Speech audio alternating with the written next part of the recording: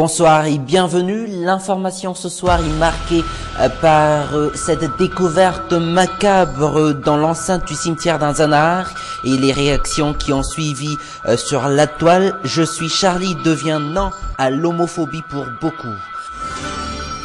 Dans le sud, la situation reste alarmante, même si les Nations Unies et l'Action contre la faim parlent d'une simple difficulté alimentaire, une difficulté rencontrée pourtant aussi sur la capitale. La date du 17 juillet, date prévue pour les communales et compromises. La Sénite n'a pas encore de nouveau président. Elle n'a pas également reçu la liste des circonscriptions électorales. Dans les actualités internationales, le combat se poursuit entre les forces camerounaises, tchadiennes et le Boko Haram.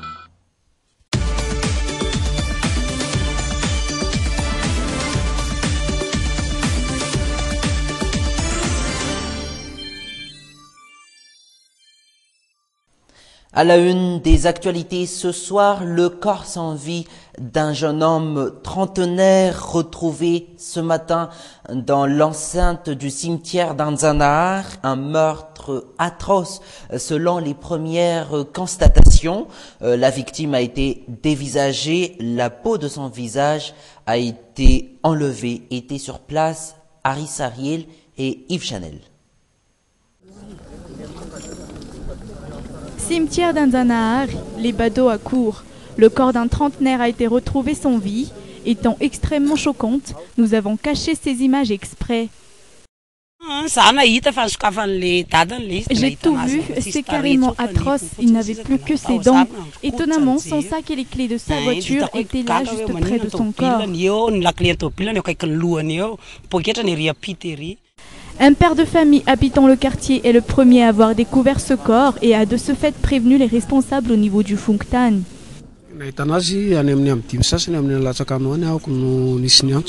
On nous a prévenus tôt ce matin vers 5h30. Après cet appel anonyme, je me suis précipitée ici pour en affirmer les fondements.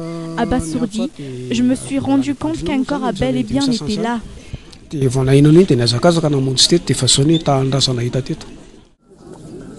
Les premiers échos de l'enquête permettent de suite de l'identifier. Il s'agit de Nambin, un médecin habitant le quartier. La famille de la victime parle d'un meurtre prémédité. Sa voiture a d'ailleurs été retrouvée aux environs du cimetière. Le père est anéanti.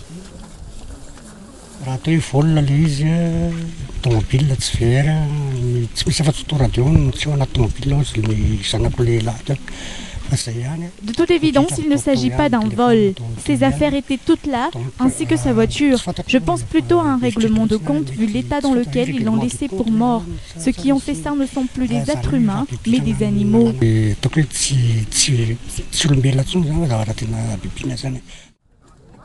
Ce coin d'Anzanahar est assez calme une fois la nuit tombée, raison des fréquents actes de banditisme à l'exemple de celui-ci. L'enquête est ouverte. La police ne compte pas laisser les meurtriers s'en sortir indemnes. Pourquoi de tels actes? Telle est la question qui se pose. Les enquêteurs auraient sûrement à élucider les mobiles du meurtre qui pourrait être soit une dispute qui a mal terminé, soit un règlement de compte, soit une haine. Juste quelques heures après que les informations soient publiées sur les ondes et les chaînes de télévision ou encore sur les réseaux sociaux, les réactions surgissent de partout, des réactions de condamnation.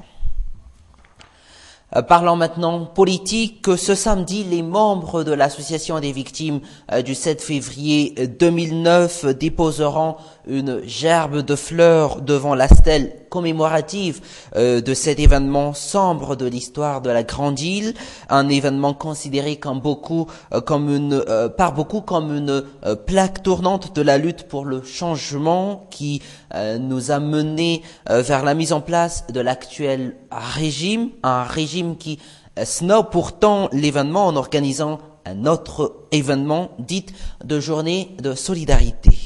Toujours dans cette page politique, même décapitée, la Sénite, la Commission électorale nationale indépendante de la transition continue la préparation des élections communales prévues pour le 17 juillet prochain. Seulement, la Commission ne dispose pas encore de la liste des circonscriptions électorale, comme elle ne dispose pas des fonds nécessaires. La Commission qui n'a pas encore un nouveau président. Le point politique avec Thiouri Arsou sur les images de Nzar Ranjiantsu. Échéance communale, la Senit commence les descentes vers les quatre coins de la grande île. Date propice, le 17 juillet prochain, comme il a été décidé le 30 décembre dernier, à l'issue d'un conseil du gouvernement et d'un conseil des ministres. Des élections que l'on ignore encore si elles se tiendront exactement au moment propice ou pas. La Senit parle, elle, en tout cas d'un calendrier à suivre régulièrement pour en arriver là et se dit être en de bonne voie. Tous les travaux effectués au sein de la Senit se portent surtout sur les élections du 17 juillet. Une délégation de la Senit vient justement d'arriver. À Tuléar et Fianarantsoa afin de voir de près les côtés logistiques pour les élections communales.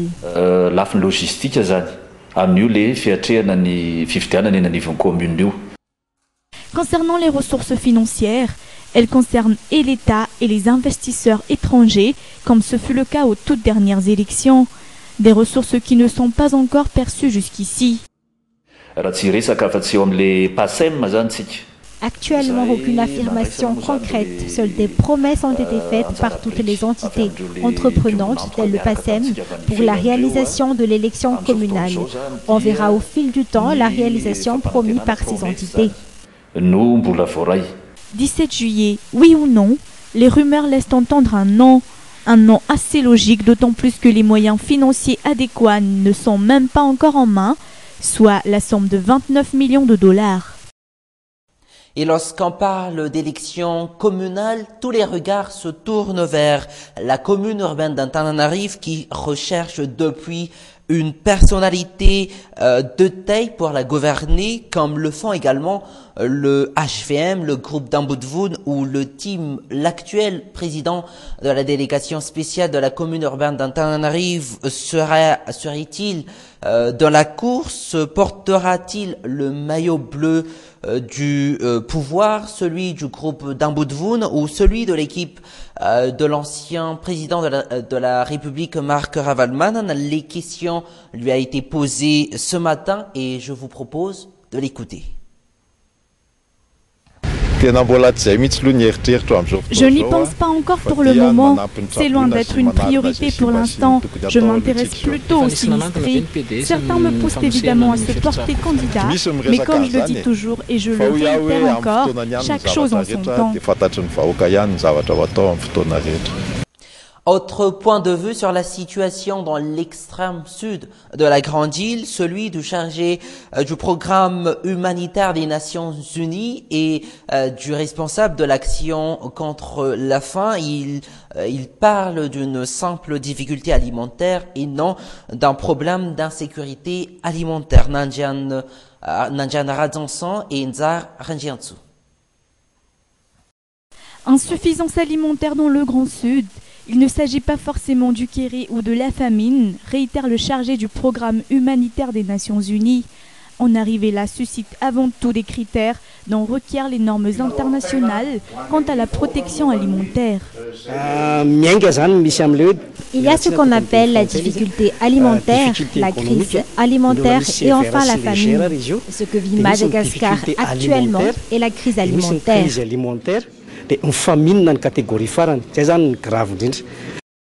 Soit un comité est déjà mobilisé sur place pour observer de près la réalité, notamment dans les régions d'Anjoui, Bekil, Belou, Mbovumbe et Impani. Aussi, l'action contre la faim est elle aussi déjà sur place pour prendre en compte le cas du Grand Sud. Il n'a pratiquement pas plu pendant tout le mois de janvier. Les populations ont commencé à se nourrir à partir de cactus qui servent normalement à l'alimentation du bétail. Pour certains, à manger de la terre mélangée avec de l'eau et du tamarin. Donc on sait que la situation est critique. Maintenant, on a besoin, pour mieux cibler le type d'intervention qu'on va pouvoir mettre en œuvre, d'analyser de manière précise la situation. Hier, le leader du PAM d'Ambovumbe affirmait une situation de crise alimentaire, sauf changement positif d'ici 2 à 3 semaines. On peut dire que pendant les dernières 4 années, la situation c'était en zone stable. Et l'année dernière, on a eu déjà cette année, on peut dire que la situation pour nous c'est préoccupant. On n'a pas, si dans 3 semaines ça continue, pour nous ce sera déjà très inquiétant, quoi. En tout cas, Kéré ou pas, de plus en plus de gens souffrent de faim extrême, notamment dans les régions d'Anjouy et sud-ouest du pays. Et le gouvernement, par le biais du BNGRC, fera un autre appel à l'aide internationale pour le Kéré. Et comme je vous le disais tout à l'heure, le gouvernement organisera un téléthon ce samedi. Mais il n'y a pas que dans le sud qu'on rencontre ce problème d'insuffisance alimentaire. Même dans la capitale, des familles vivent sous le seuil de la pauvreté. Il y a ceux qui ne mangent qu'une seule fois dans la journée, comme il y en a beaucoup qui ne mangent même pas toute la journée. C'est un reportage signé Anaïsou et Yves Chanel.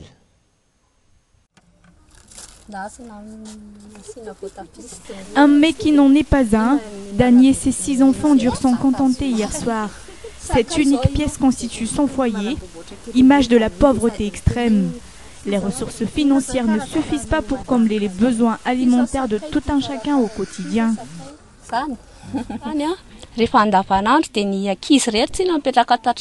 D'habitude, moi et mon mari, on mange de la soupe au travail. À la maison, les enfants ne mangent que du riz la plupart du temps.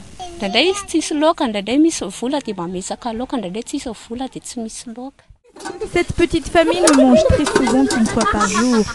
C'est à peine si les enfants consomment des fruits et du lait et doivent souvent se contenter de manger du riz malgré eux. Malgré la pauvreté, on essaie tout de même de donner des repas équilibrés aux enfants.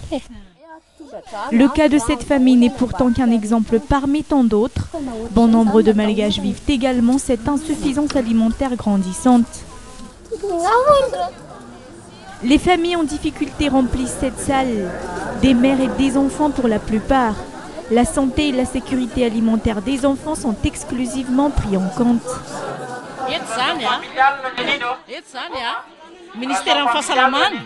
Ici, le ministère de la Santé vérifie la taille des enfants.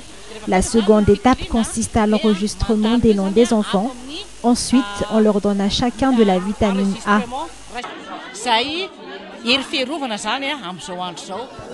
À Madagascar, l'insuffisance alimentaire concerne 50,1% des enfants de moins de 5 ans. Très peu de Malgaches mangent régulièrement et conformément à la santé de nos jours. Il faut que les enfants mangent des repas équilibrés, sains et surtout bien nettoyés, afin qu'ils restent en bonne santé. Il faut aussi les emmener souvent chez le médecin, afin qu'ils reçoivent les soins nécessaires. Certes, de petits gestes, mais essentiels pour leur santé.